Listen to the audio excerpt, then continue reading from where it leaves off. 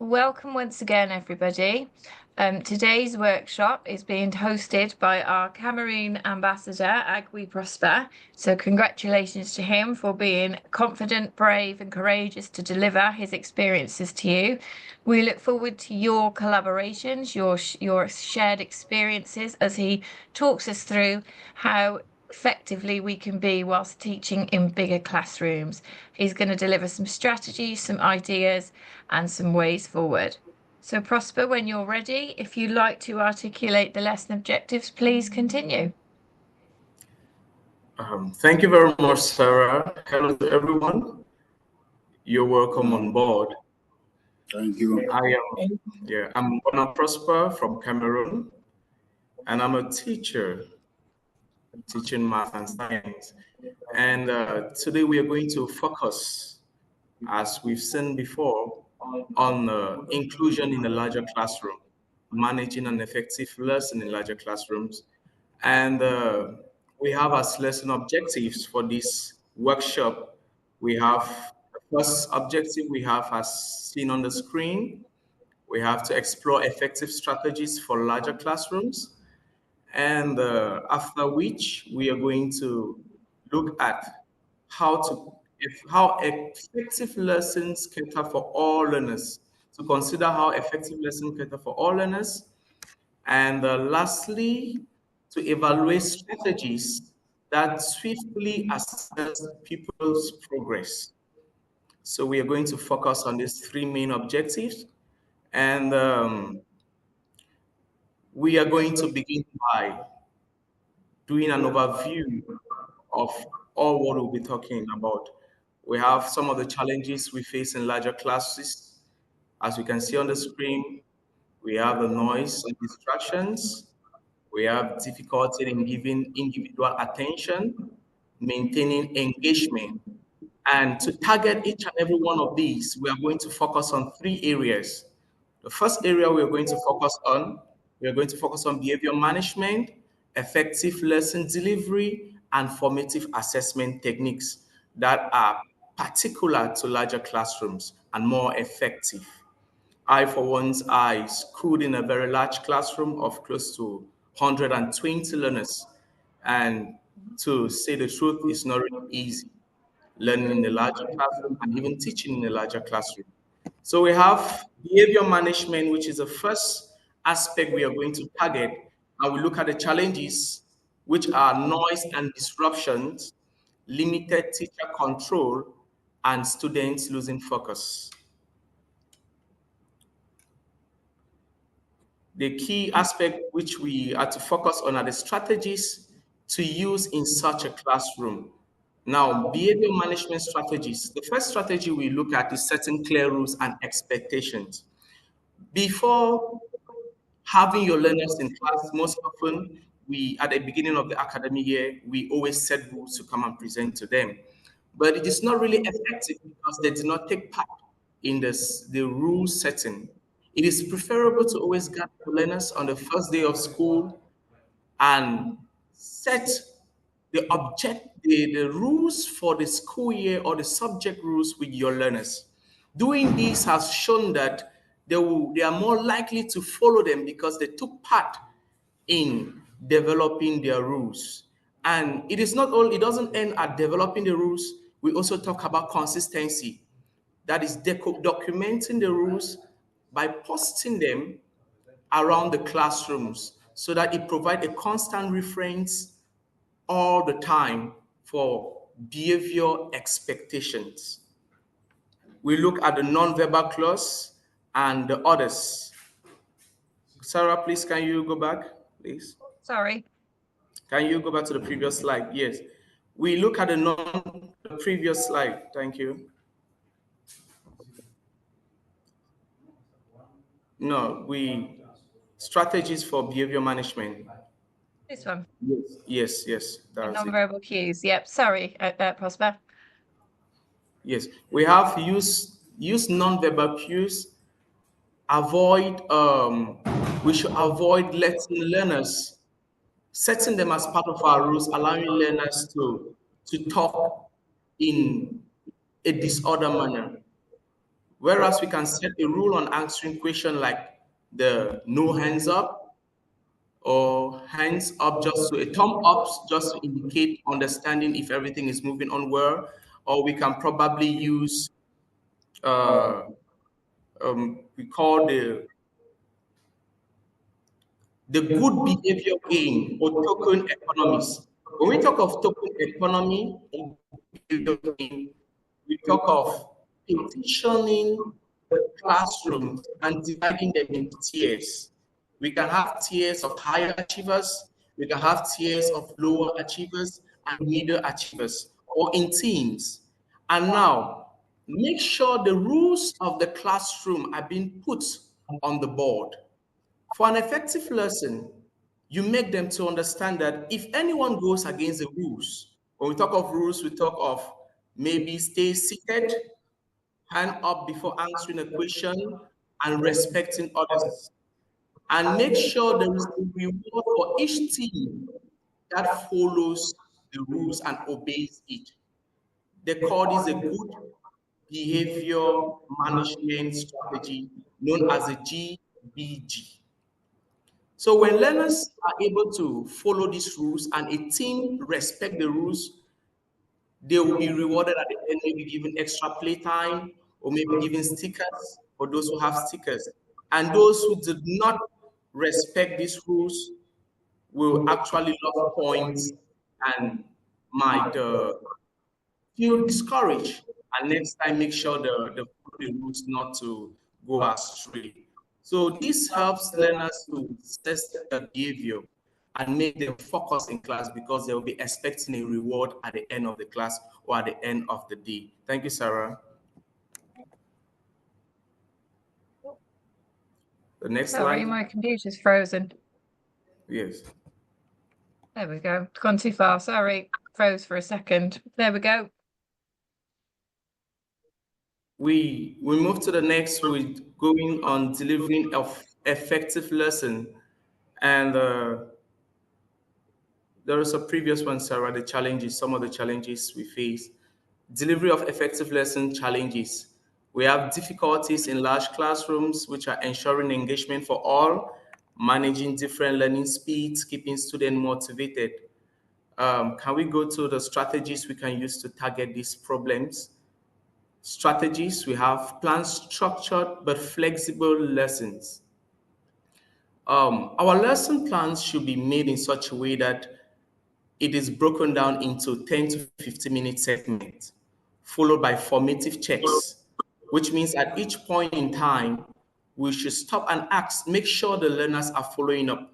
This helps them focus and keeps them motivated.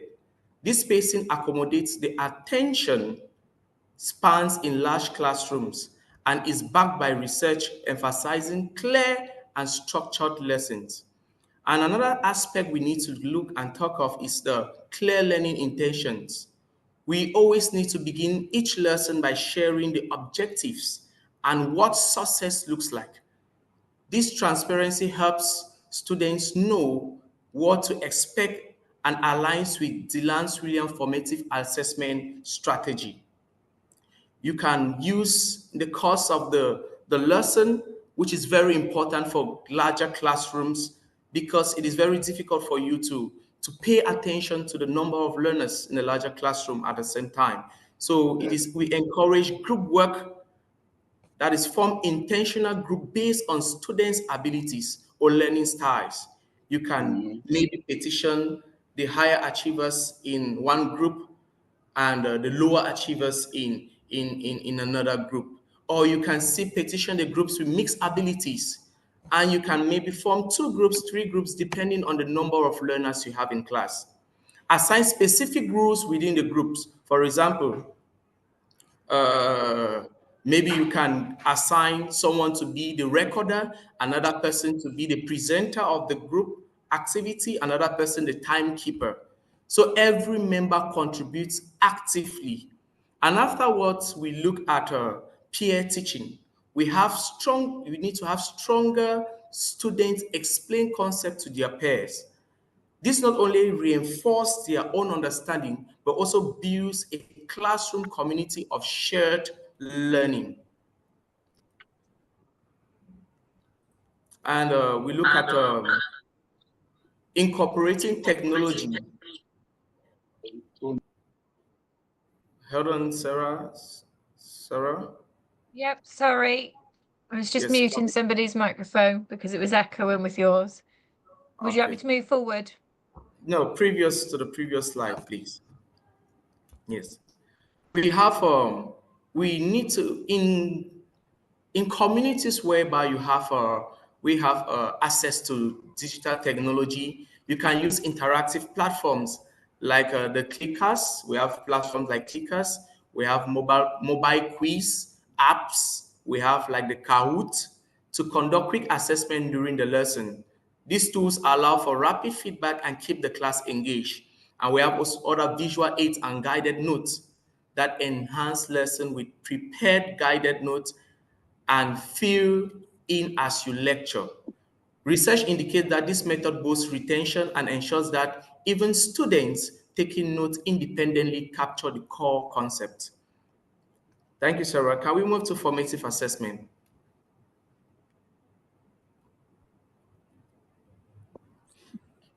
We might have many other challenges or we face when assessing formatively in a larger classroom, but I came out with two, which are providing timely feedback and tracking students' progress effectively. I think those are the two major challenges we face in a large classroom. We have for this we move to strategies. Yes. We're going to look at quick check-ins.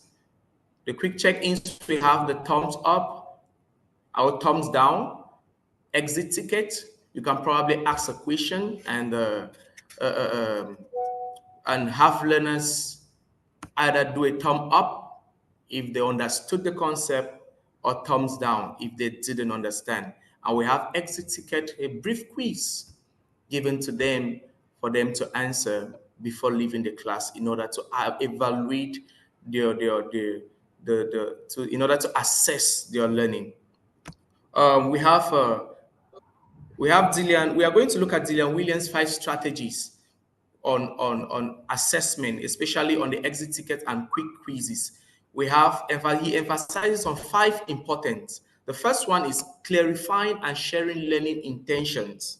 The second one, we talk of engineering effective classroom discussions, which is very important. Classroom discussions, which is very important. And all of what we have seen, the formative assessment strategy we saw earlier, are part of that. We have providing actionable feedback, timely feedback. We don't wait at the end of the class or the lesson before providing feedback to the learners, but we give them immediate feedback when a question is being asked, an activity is being carried out.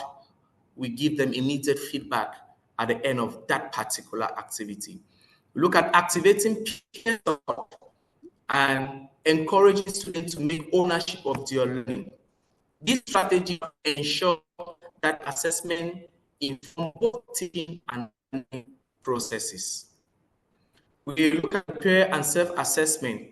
You will need to have structured rubrics. Use clear rubrics and exemplars to guide both peer and self-assessment. This allows students to reflect on their work and understand the criteria for success. We have to give collaborative feedback as well, and having students assess each other's work in small groups, a method that distributes your workload and encourages deeper learning through discussion. With all of these instructions, you realize that you work less and have the learners work themselves, most especially in the larger classrooms, and also save time.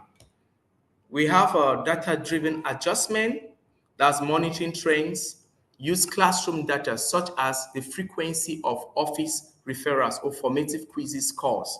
You can have that maybe a piece of paper you draw for formative assessment scores to record to identify where students are struggling and need adjustment so that you can adjust teaching methods or group configuration based on this data that you collect. You draw the data, and in the course of the learning, you make sure you record each score that a learner has for you to adjust everything. And we have, lastly, on this particular slide, talk about the student feedback. Create opportunities for students to provide anonymous feedback on lessons and classroom management. Use this feedback to inform teaching and adjust approaches as needed. We talk of evaluation, evaluating your class. Always make sure at the end of a lesson or at the end of a class, have learners make you understand what went wrong during the lesson, the course of the lesson, and what didn't go well during the course of the lesson, so that you can adjust your approaches next time. And we don't only limit, you can also ask them what they understood during the lesson and some of the things that you face difficulties in. Sarah, please, the next slide. Okay. Frozen again. There we go. And sorry, my computer's playing up a little bit. Technology's letting me down. 1 second. There we go. Reflection and professional growth. Okay. And finally, we are going to look at integrating reflection and professional growth. And on this, we talk about teacher collaboration, encourage the sharing of best practices through teaching, meetings, or professional learning communities. This collaborative culture is key to continuous refining strategies for large classroom. So it's always very important, as mentioned there, to try to find out how other teachers manage larger classrooms in order to share the techniques, which helps to define strategies for larger classrooms. And we have student feedback, which you just said earlier, to create opportunities for students to provide anonymous feedback on lessons and classroom management. We use this feedback to inform your teaching and adjust approaches as needed.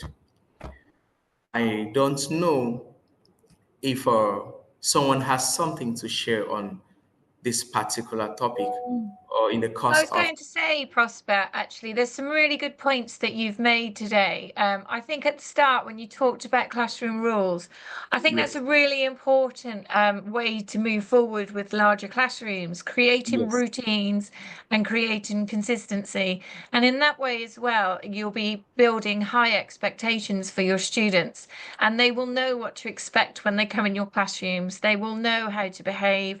And then obviously they will have consequences. But as well as that, you talked about positive behavior and praise. I think we have to always look for the good and reward the good behavior, because it builds our relationships with students. And when we build our relationships, we are able to move their learning forward. They will be motivated, and they will want to develop their skills and abilities. So I think you've made some really good points there. Would anybody else like to contribute any activities that they do in their classroom connected to this workshop? To any points that Prosper has made today? Maybe you might like to put something in chat box to let us know where you may use praise, or perhaps any formative assessment. What activities or strategies do you use to let your students know where they are, how they're progressing, how they move forward? Do you use questioning? No hands up is a strategy that we advocate at Teach 2030, and we talk to students as well, and we encourage students to lead activities. Would anybody like to contribute?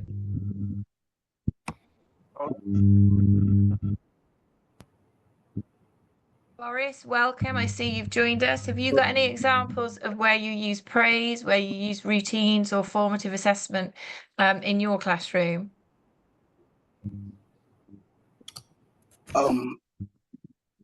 Yes, I want to give a bit of a contribution. Fantastic, yes. Thank you. Last year, thank you. Last year we were lucky enough to have the Teach 2030 team. We had like a session with them, and we worked on growth mindset. And after going through the growth mindset model. Like most of the points that we have had that have been spoken on today or expanded on is basically like what we learned during the growth mindset classes. And so I think I personally have been able to apply it to a certain degree, and I've seen some positive impacts to my learners. Yeah, so with the additional points I've like gained today or learned today, I think I can go for that, because even though we don't have a lot of students in our school, like but at times even for me the classroom management is still an issue, because we have students who are unconventional. They are from how can I really put it? Their homes, they don't have like what they call home trainings. Maybe I'm a bit harsh. Yes, but they are really, really maybe they really act spoiled a lot in school. So at times managing them is really, really it's not that easy, because you have students who have like at times they say they're in a bad mood. You're trying to teach a lesson, you are trying to give an activity, but they say they are not in the mood to learn. So with all of these, having students like this at times, it takes like some of the points that have been spoken by Mr. Prosper to actually be able to cope with them. So it's something I think all of us were trying to improve and work on. So I really appreciate this session. Lovely. Thank you so much for your contribution. I do understand. I'm glad that the growth mindset course is helping you. I think you're right that routines and consistency are the way forward. When we have children who are sometimes a little bit challenging or they're not in the mood to learn, then I think it is important to continue staying strong with our high expectations and routines so they come to know how to behave. And I think praise is a way to reach our young students. Reward the small things as well as the larger things. If they're getting things right, recognize it. Well done, you've arrived really sensibly today. Fantastic work, you've settled down and you've got on with it. So I think even praising the way that they are positive in our classrooms is important. In sometimes we can do it publicly, sometimes we can just do it quietly. We don't have to make a big thing, but I think with our young people, praise goes a long way. And another way to maybe reach challenging children is to try and reach them on their levels, try and find their interests and their hobbies, and that will go towards developing student-teacher relationships and maybe being able to reach them and get them to develop their own perceptive for learning. So thank you so much for your contribution. That was great. Would anybody else like to share their experience of Teach 2030, of anything that Prosper's been talking about with effective teaching in larger classrooms, or any challenges that you may have?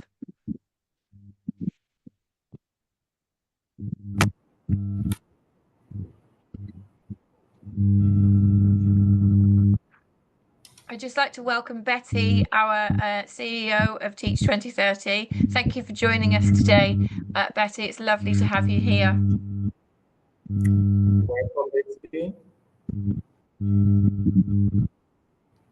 Has anybody else had any experiences of any of our Teach 2030 courses where activities have gone very well for you or made a difference in your teaching?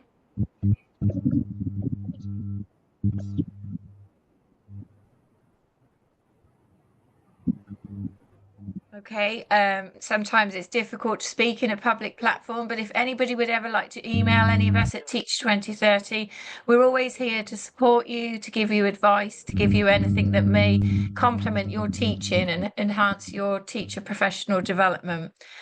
Prosper, is there anything else you'd like to contribute or share? I just wish to first of all thank everyone for participating in this workshop, and also to stress on the particular good behavior game that I said earlier, and wish to encourage us to use this, be it in larger classrooms, be it in smaller classrooms. They are very, very effective. And if you permit me, Sarah, I want to vividly repeat how the game goes. And we have how it works. you first of all, you divide the class into tier 1, tier 2, tier 3, which we have tier 1s of higher achievers, middle achievers, and lower achievers. And or you can still decide to divide it in tiers in groups of mixed achievers, both higher and lower. Now, after that, what's the team point based on the key. This goes of people. So at the end of the section of the day, the team will, with the fewest rule violation, wins a reward. For example, the rules could be stay seated, raise hand before speaking, respect others, and many more, any order that you want to add. And how do you give them? Do you score them? A team loses a point if a member breaks the rule. If a member breaks the rule, the team loses a point. And the reward, the team with the fewest point lost gets extra. The team with the fewer points lost gets extra play time. And what are the benefits of this? You encourage peer accountability because you have learners who will not want to have their fellow learner go against the rule. It helps students to self-monitor their behavior, and it also promotes effective for reducing classroom disruptions. Thank you very much, Sarah. That was what I think wanted. that's a really good idea, and it creates a sense of competition that everybody's kind of working together. It's teamwork. It's very positive learning environment that you're creating when you use this. That's wonderful. I'll just give one more chance in case anybody else would like to contribute any ideas for effective strategies in larger classrooms or anything else connected to Teach 2030 that's gone well for them. We've got quite a few that have joined us, which is wonderful. Thank you. Okay, thank you. Okay, well, in that case, thank you, Prosper, for delivering a really detailed and helpful workshop today. We've recorded it, so I will put it out on Teach 2030 as well. Thank you for joining us, everyone. Once again, if you have any questions, feel free to email myself, Sarah, at Teach 2030. You can find our emails on the site, and it's been wonderful to have you with us today. Thank you, everybody, and goodbye. Bye. Thank you. Goodbye. Thank you, Thank Sarah. you. Goodbye. Thank you, Prosper. Bye, Thank you. everybody. Bye. Goodbye.